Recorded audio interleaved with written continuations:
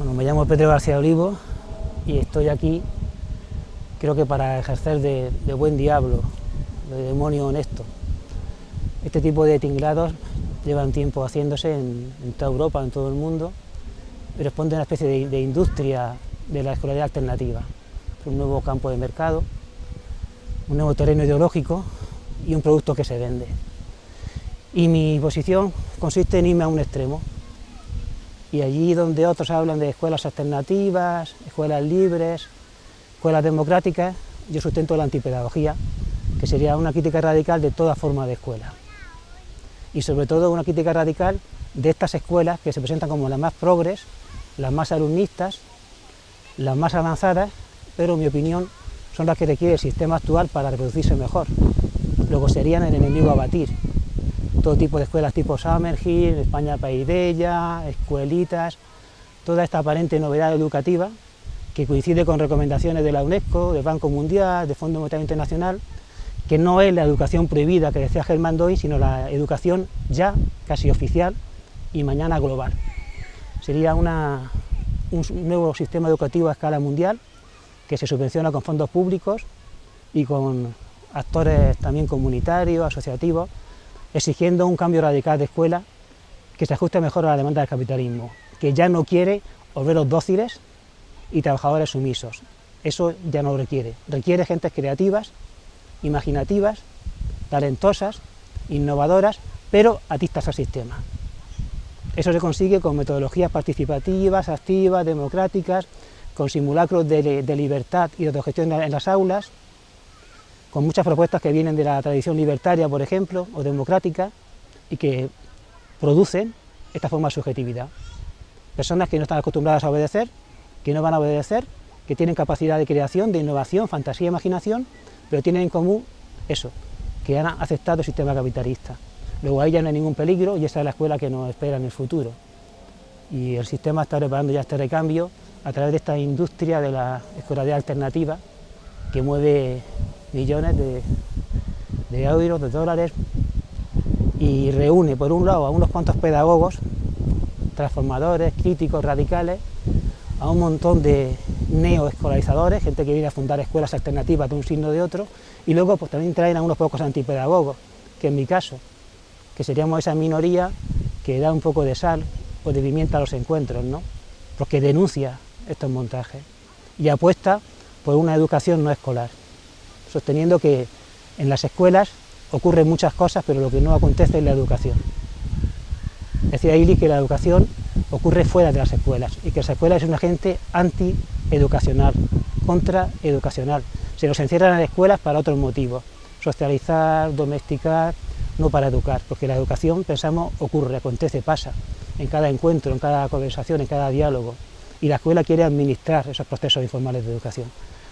Entonces la antipedagogía mira en otros escenarios, atiende a la alteridad educativa, a esas formas que se han dado y que se dan de educar sin escuelas, y tiene interés, por ejemplo, por la educación comunitaria indígena, educación de los pueblos y las etnias originarias que durante siglos han tenido una forma de socializar a su gente sin escuelas, sin encierro.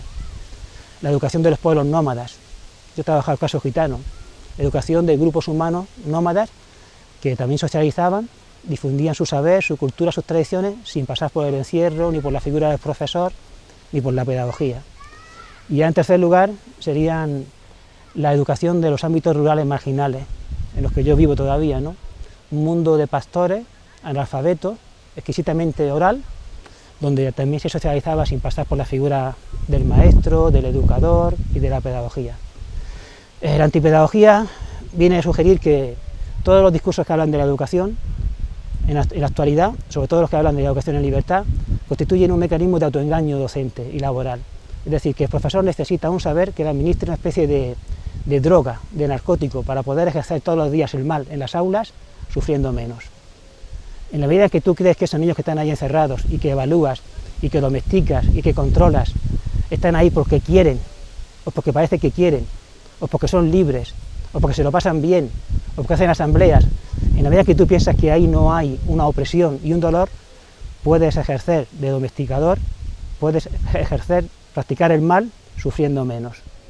La pedagogía es como la inyección en vena que se inyectan estos docentes para cerrar los ojos ante la evidencia del encierro educativo y del poder del adulto sobre el alumno que ellos ejercen, ¿no? Que es un despotismo dulce. Las escuelas se dulcifican como se dulcifican las cárceles, las fábricas, los hospitales y las policías, dentro de un sistema social de gestión que yo llamo fascismo democrático o demofascismo, en la que el poder no se ve, se invisibiliza, y aparentemente la víctima de ese sometimiento lleva el control de la experiencia. Sería la figura del policía de sí mismo. Las cárceles, módulos de respeto en la que los presos se autogestionan mediante asambleas, y ya no hay ante ellos un carcelero, ni siquiera un psicosocioterapeuta, sino que ellos en un módulo aparte, mediante asambleas y diálogos, se encargan de que funcione la experiencia de su readaptación social, y tienen privilegio. En las fábricas, el modelo americano, tipo también Google, de que el trabajador es parte de la empresa, y toma decisiones en la empresa, y tiene acciones de la empresa, con lo cual también ejerce casi de autopatrón de sí mismo, pero es un trabajador. En los hospitales, el caso límite de la automedicación, de que el médico sea como un gestor, pero que tú mismo ya eres capaz de adquirir esos productos que sabes que necesitas, cayendo en la industria farmacéutica, bajo alguna observación externa, con lo cual tú ejerces de médico de ti mismo, pero en el sentido de médico que compra productos, en el sentido de la medicina no de salud autogestionada, sino de un consumo de medicamentos que te hacen enfermar.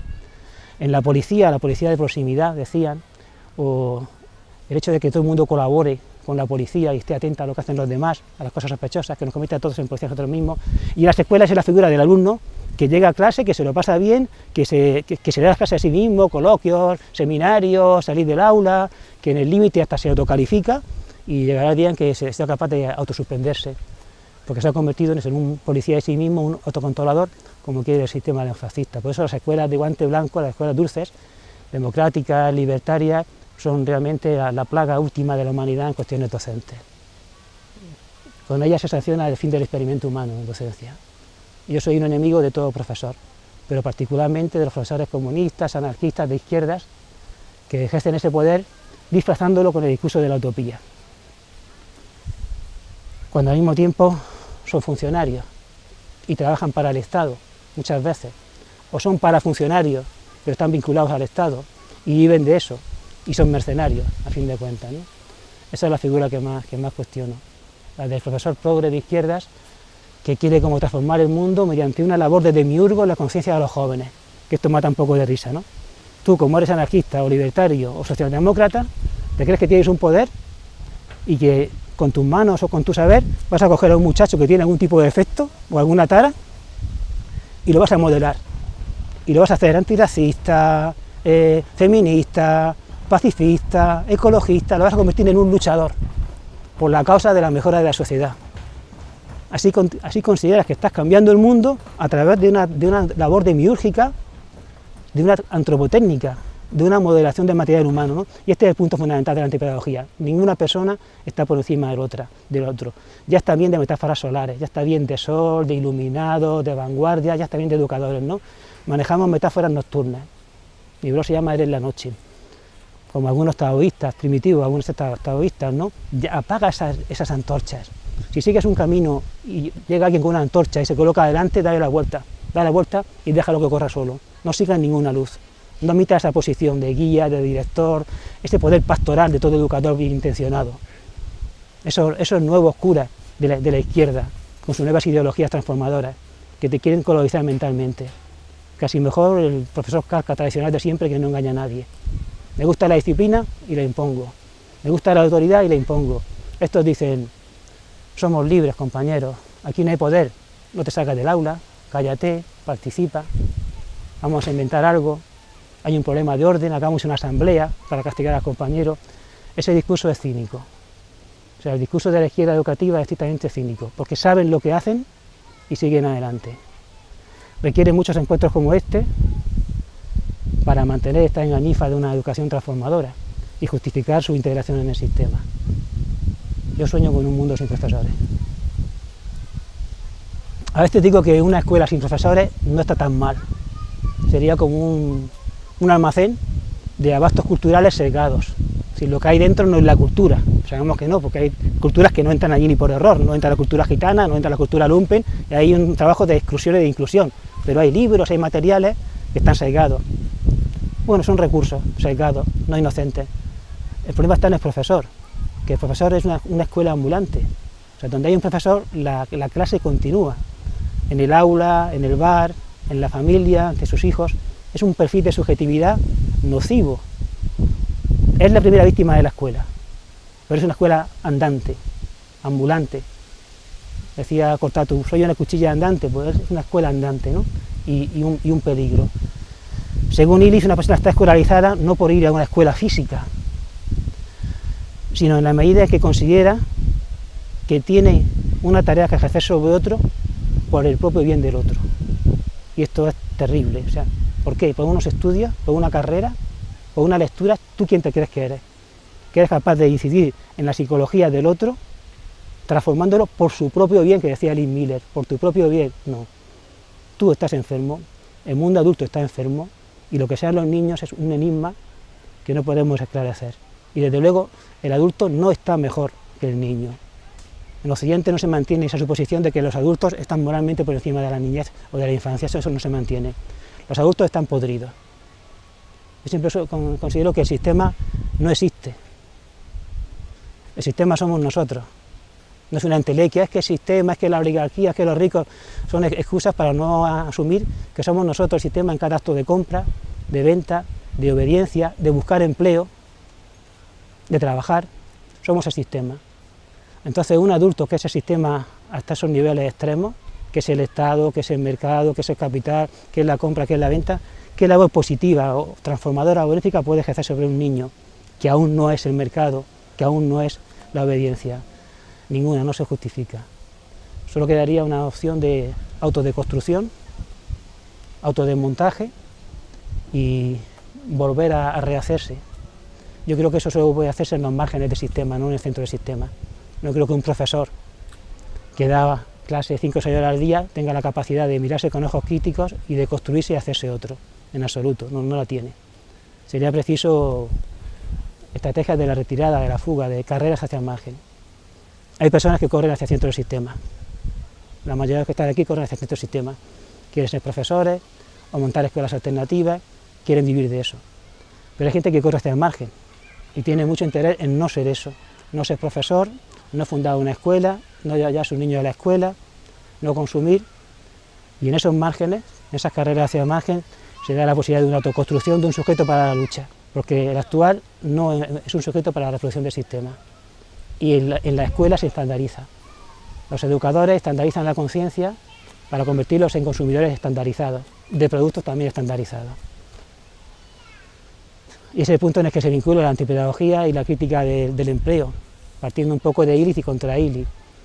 Es decir, cómo se consigue que una población, que una gente mentalmente normal, sana, unos animales humanos, decidan convertir el trabajo para otro en dependencia, trabajo alienado, que decían los marxistas, en el centro de su vida.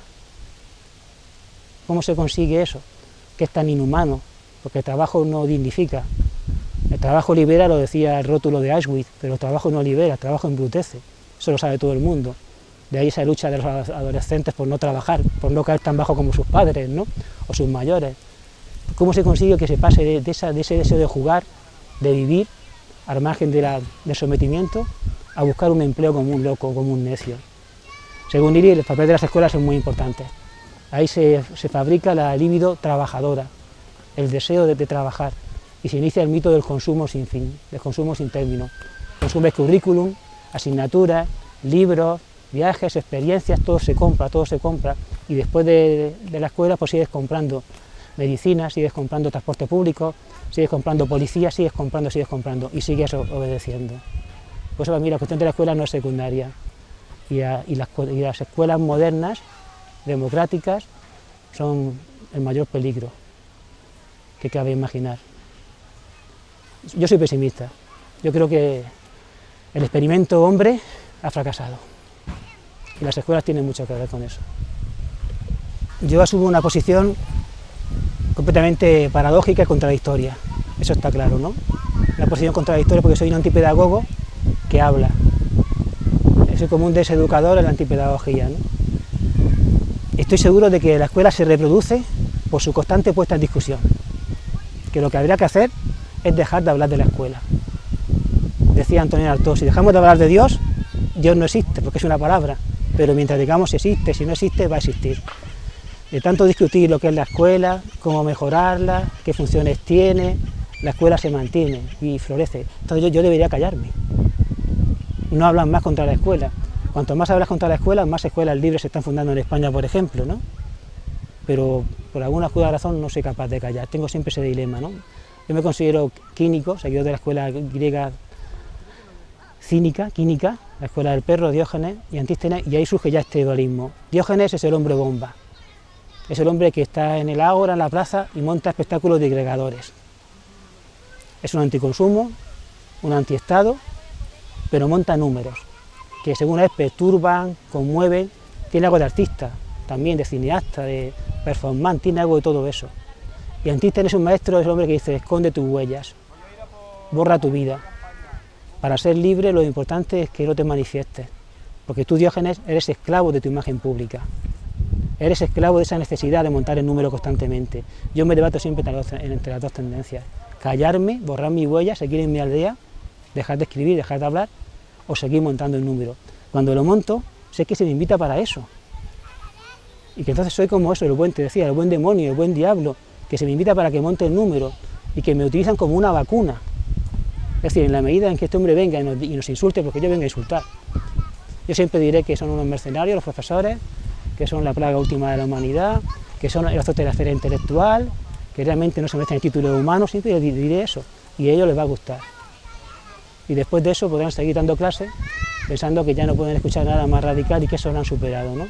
Eso me lo han dicho, te usamos como una vacuna, pero mi contradicción es que no consigo callarme todavía, no consigo decir me callo, quizás porque durante 18 años he sido profesor y sigo siendo entonces un charlatán, un saco de palabras, ¿no? Un educador, de alguna forma, aunque sea un educador en la antipedagogía, pero sí me presto a esto. Y llevo aquí con la gente de Ale y con la gente actual muchos años, siempre montando el número. Se da la paradoja de que mis medios de ingresos, que no tengo medios de ingresos regulares, es que a veces alguna universidad me contrata para que vaya allí a montar un discurso antiuniversitario, antiescuela. Llego, a veces exijo casi un púlpito, ya que me llaman, un púlpito, y que me dejen dar una homilía. Y me tiro a lo mejor una hora insultándolo, desde el punto de vista filosófico, sociológico, ético, moral, y luego me pagan 300 euros. Y ya tengo para todo el año. Esa es mi contradicción vital, ¿no? No sé en qué sentido se va a resolver. Siempre estoy así, entre hablar o dejar de hablar. Lo voy alternando, ¿no? Hacía muchos meses que no tomaba la palabra, pero ahora la tomo otra vez. Me contradigo. Porque me contradigo, estoy intelectualmente vivo. Eso lo decía Zuleta, un colombiano. Solo hay pensamiento donde hay contradicción, eso es cierto. Si no hay un sistema lógico deductivo. Pero mi contradicción es potente, es fuerte, a esos niveles. Dejé las clases, eso sí me enorgullece, e inicié una aventura antropológica, porque no se ha dado, de vivir sin obedecer, sin trabajar y no fallecer en el intento. Es decir, demostrarme a mí mismo que podía pasar meses, años, sin doblegarme, sin trabajar ni un minuto y sin obedecer. Lo llamé que era un proceso de extinción en la libertad. Dije, bueno, voy a cumplir 50 años, para que me vaya mal en la vida ya es tarde, porque tengo 50 años, ahora me libero, ahora dejo de trabajar, y dejo de obedecer, y dejo de producir, y dejo de consumir. Y si me muero libre. Claro, lo que pasó es que no me extingo, que empecé a investigar las cuestiones de la agricultura de subsistencia, como los campesinos con los que vivo, el asunto de la recolección, que es un campo inmenso de frutos silvestres del monte que son alimenticios, y he visto que realmente no me extingo, que puedo alimentarme y puedo vivir sin trabajar. Entonces empieza la aventura de la especie, o el experimento antropológico, porque este camino no se ha hollado y tú no sabes lo que va a pasar contigo. Sabes que te está haciendo otro, que te despierta otro todos los días, pero tú no sabes hacia dónde vas a llegar, porque este camino no hay referencia. No vas hacia la jubilación, no vas hacia dónde vas, no lo sabes, solo sabes que eres libre cada día y que eres feliz. Me estoy riendo un poco, pero bueno, es mi tema actual. Este es el problema. Con la libertad ocurre como con la pareja muchas veces. Cuando conquistas la libertad, estás enamorado de la libertad. Y todavía me decía, soy libre, y eso me llenaba los días. Estaba enamorado de mi libertad, no obedezco, mira, me despierto a la hora que quiero, escribo, paseo con los perros, la naturaleza. Estaba embriagado de amor a la libertad. Pero pasan los años, ya llevo 6 así, ¿no? Y al cuarto o quinto año dices, pues esta libertad no es tan gran cosa. La libertad de un hombre solo, sin compañeros, en un mundo de gente que no es libre, no es tan gran cosa. Huele a sepulcro. Ya la tienes, la has conquistado. ¿Y ahora qué? Dices, ¿eres feliz? Pues claro que eres feliz. Si eres dueño de tus días, si no te humillas, no te vendes, si tienes tu tiempo para ti. Y tampoco la felicidad es tan gran cosa. Y te encuentras así 4 o 5 años de libertad diciendo, no, ni la libertad ni la felicidad valen la pena, ¿no? Y esto es todo. Y eso sabe a término, a crepúsculo. Y ahí estoy ahora, en esa situación de que es muy difícil sobrevivir a la libertad individual en un mundo en el que no hay personas libres y no hay compañeros en libertad.